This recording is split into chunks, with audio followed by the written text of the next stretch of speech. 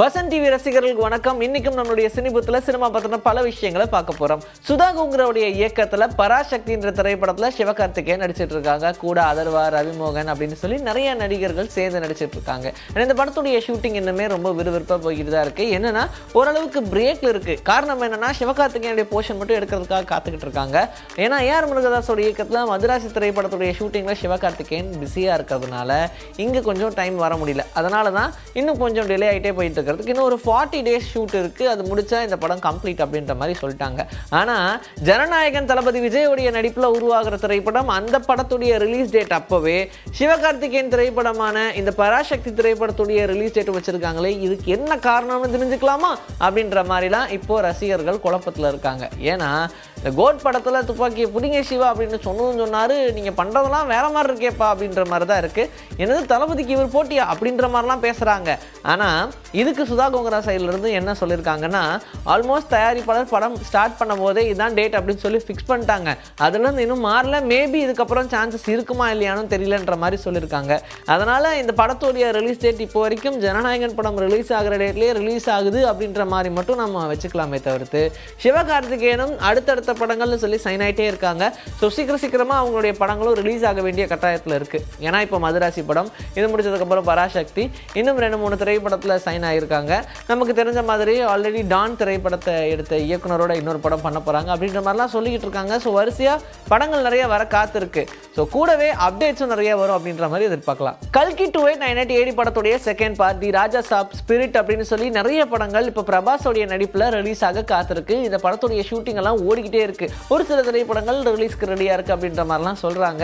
So இந்த படங்களில் பார்த்தினா அப்டேட்டும் நமக்கு வந்துக்கிட்டே தான் இருக்குது. கிட்டத்தட்ட நிறைய படங்களுடைய ஷூட்டே கம்ப்ளீட் ஆகிற நிலைமையில் இருக்குது. ஏன்னா அந்த அளவுக்கு பிரபாஸ் படத்தை சைன் பண்ணி வச்சிருக்காரு அப்படின்ற மாதிரி தான் சொல்கிறாங்க.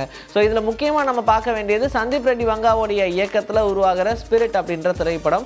இந்த படத்துடைய ஷூட்டிங்கும் ஆரம்பித்தாங்க. ஆனால் இந்த படத்தில் சம்பளத்தில் நடந்த ஒரு சில பிரச்சனைனால தீபிகா படுகோன் இந்த படத்தில் இருந்தாங்கன்னு சொன்னாங்களா, இப்போ அவங்க விலகிட்டதா சொல்கிறாங்க. அதனால் இந்த படத்துடைய ஹீரோயின் யார் அப்படின்னே தெரியாமல் குழப்பத்தில் இருக்காங்க டீம். அதுக்காகவே நிறைய ஹீரோயினோட பேச்சுவார்த்தை நடத்தினாங்க.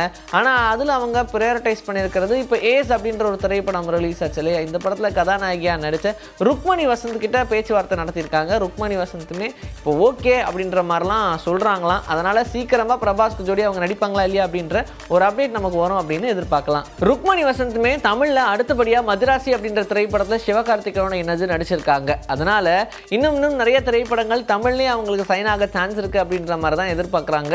கூடவே அடுத்ததாக தெலுங்குக்கு ஜம்ப் ஆனாலும் ஆச்சரியப்படுறதுக்கு இல்லை. ஏன்னா தமிழ்லேருந்து தெலுங்கு போகிறது அப்படின்றது ரொம்ப இயல்பு தானே. அதனால் தெலுங்குலையும் கண்டினியூஸாக நிறைய படங்கள் பண்ணுறதுக்கு சான்சஸ் இருக்குது அப்படின்ற மாதிரி தான் சொல்கிறாங்க. ஹிருத்திக் ரோஷனுடைய நடிப்பில் வார் 2 அப்படின்ற திரைப்படம் உருவாகியிருக்கு.